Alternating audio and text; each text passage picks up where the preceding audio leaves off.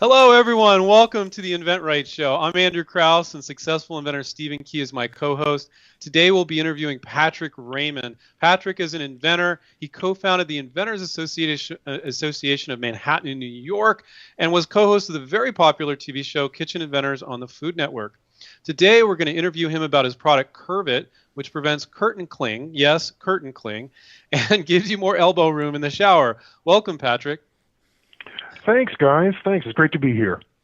Hey, Patrick, I got a quick question.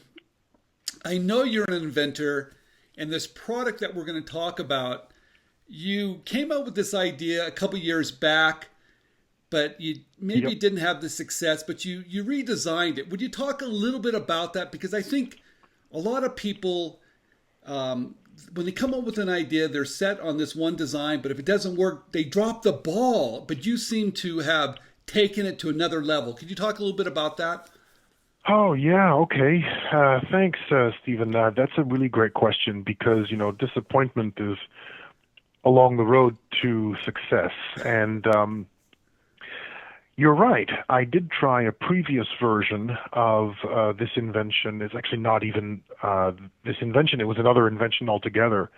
And it worked differently. It was a counterweight, and it rested on top of your shower rod, and it tipped out, and it held the shower curtain away. It was marvelously effective, but it was horribly ugly.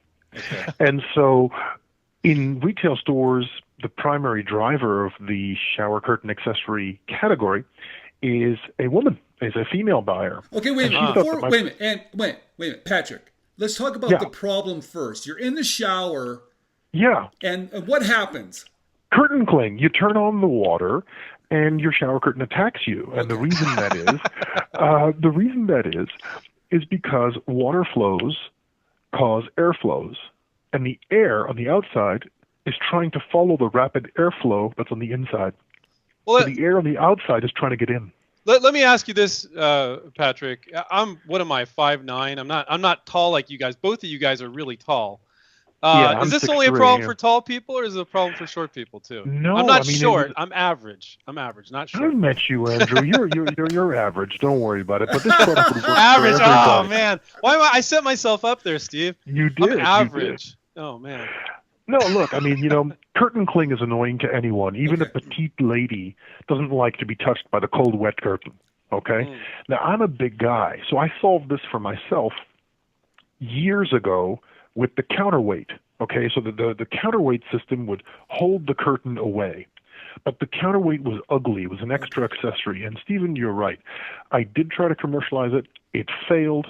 And actually, I suffered economically quite badly. I lost my business and shut down in 2009.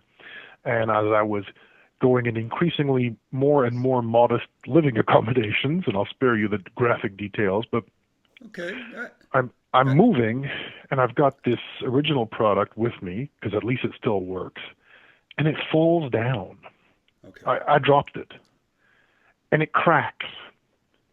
And as this external counterweight is on my kitchen table and I'm gluing it back together, I said, my entire life has been ruined by the fact that this external counterweight is so big and bulky and ugly. All right.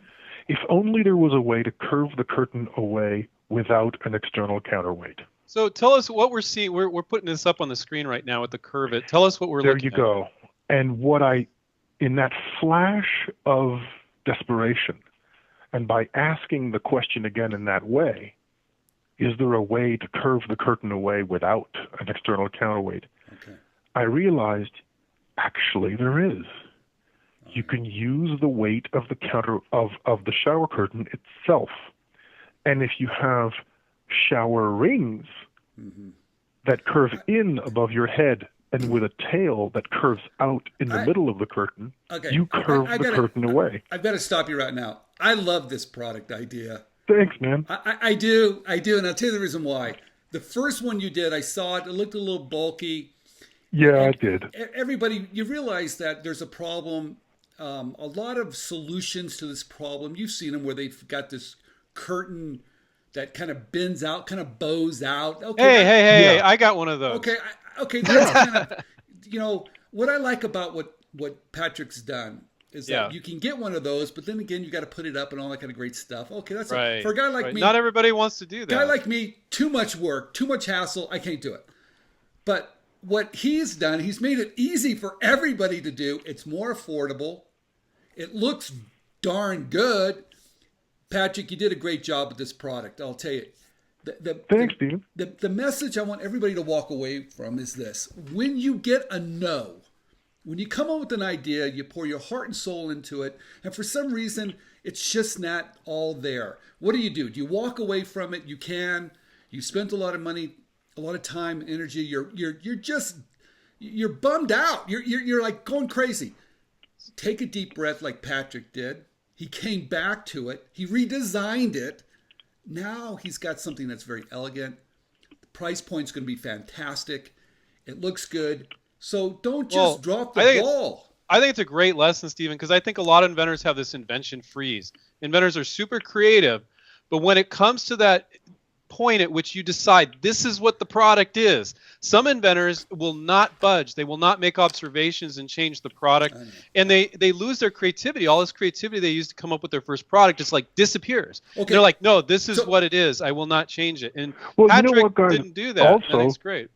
Yeah, also it's because I think it's not only that we get locked in our first idea, sometimes we'll get locked in what our patent application says. Yeah, that's so for my first product had a very specific patent application, and I was locked into it. And it was only once the company went bankrupt, the patent, everything was abandoned, and then a year and a half, 2 years later, that this residual product is in my hands and it breaks, that I have to fix it. That I come up with the idea for new patentable subject matter, and so it's a new separate patent. Yeah, no.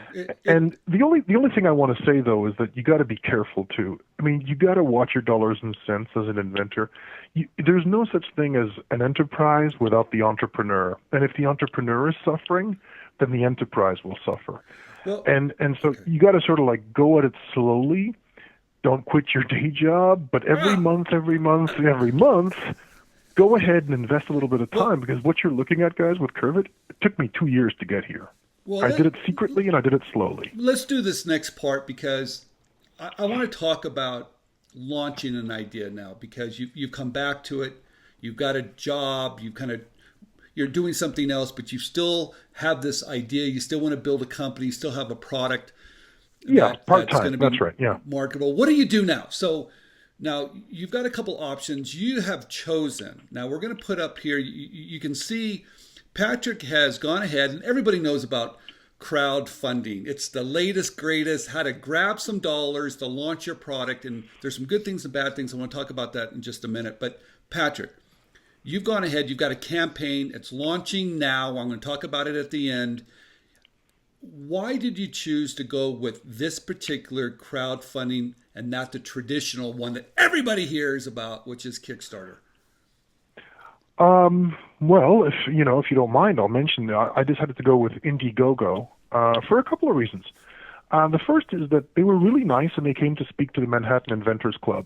And so in my opinion, anyone who bothers to come to speak to inventors directly is because they want us as their customer. They cared. I thought they were very nice, and I think that their platform is big, getting bigger, and they also don't screen the campaigns. So my product would get its own campaign just because I built it, whereas the Kickstarter people, they screen out products that they like or don't like. And I didn't like the thought of someone deciding whether I'm allowed to do a crowdfunding campaign or not. So I decided to go with Indiegogo instead. Now some people say that Kickstarter is a little bit anti-product. Is there any truth to that? I've heard that too. I don't know if that's just a rumor. Did you get that feeling, or? I get the feeling that they have their creative bias. Okay. They prefer certain types of products, and because CurveIt is a space-creating shower curtain ring that curves the curtain, not the rod. It's basically a consumer product, and I just didn't have the confidence that Kickstarter would want to take a simple consumer product on. All right, so I think the point that I wanted to make here is there's lots of opportunities to start, to raise some money to start your project. But I want to talk about a bigger thing here real quick, you guys.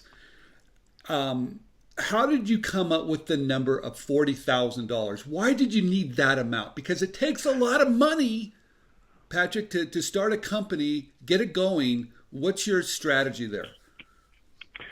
$40,000 is actually quite a low number, and it represents the money I'm trying to raise for tooling, production of a few thousand initial units, Okay. shipping, and product liability insurance. Got it. And a bit of warehousing and supply chain logistics. All that can be covered with 40 grand. Okay. What I'm not telling you is how much money I spent before this. Of course. Patenting, prototyping, 3D printing, market research, polling, focus groups, packaging design. I'll spare you the gory details too. You've got your own skin in the game. Everybody has to Oh, do yeah. that. And the thing is, when it comes to asking for money for an actual production run, it's because I've already got a big national retailer who wants to test it, who wants the product in their stores to begin with, and they're only going to take it on consignment. Got it. So I knew my costs very, very well, and instead of asking one or two investors for $40,000, why don't you just ask 1,000 people to give $40 bucks? I know. That's interesting. So that's the miracle of crowdfunding. The retailer will only take it on consignment, because I was going to say, why not approach a potential licensee and license this and say, hey, I got a retailer involved. But if they're saying they're only going to do it on consignment, it's not going to be quite so appealing. And also, you know what? I want to back up for just a minute. Yeah. Is your dream to start a company selling this? It is right now. My dream is to have everyone enjoy more shower space. Okay? And CurveIt turns your curtain into the shape. Why I'm asking that, because we have an audience, Patrick, that some of our audience likes the venture like you're doing, and some of them like the license, and there's a hybrid between the two. And I had mentioned that to Andrew. I said, if it was my project, I'd always consider, when you raise money like you're doing, it proves that people want it. When you First of all, it's pre-orders. That's right. Yeah. It does. For someone to take out their wallet means a lot. And number two, when you have a retailer that wants it, you've got demand. And so once you fill that first order, if for some reason, and there's a lot of our students have done this too, if you don't want to run a business day in and day out, that's a perfect time to license it then. Yeah. So it can also be an escape plan, Stephen, when you just can't you decide you can't handle it. A lot of times people start a company like this and they're like, whoa, I don't want to do all this stuff. I don't want to be on the phone 40 hours a day making sales calls or whatever else it is. Yeah. There's also the fact that the reason why I want people's support is to be able to get into stores and to start a track record of sales. And then it'll become self-sustaining. If a large bathroom accessory manufacturer calls me then and looks at that track record of sales and offers me a deal, it's probably going to be a better deal than a year ago when I had no track record of sales. So higher risk, but a better, we have better this deal. one higher risk, that Nancy's got this very clever little idea. She wanted to get off the shelf in Walmart, and she was selling at the stores. But eventually she got out of it because she didn't want to run the day-to-day operations. And it's no joke. Yeah, it's really no joke. No, and it got so big that Walmart now carried it on the shelf. So she said she licensed it, and now she's a much, much happier person. You guys, I want to wrap this up right now. First of all, Patrick, I want to say a couple things before we end this. Number one, I loved watching you on TV. You did a fantastic job. Very, very impressed. Thank you. And it's one of the better shows I've seen, of course. We'll plug Kitchen Inventors on the Food Network. It was fantastic. No, it was called Invention Hunters. It was called Kitchen Inventors first, and then they changed it to started Invention. off, and it was a great fun show. But I'll tell you also, help you guys know, and I admire your dedication of helping other inventors.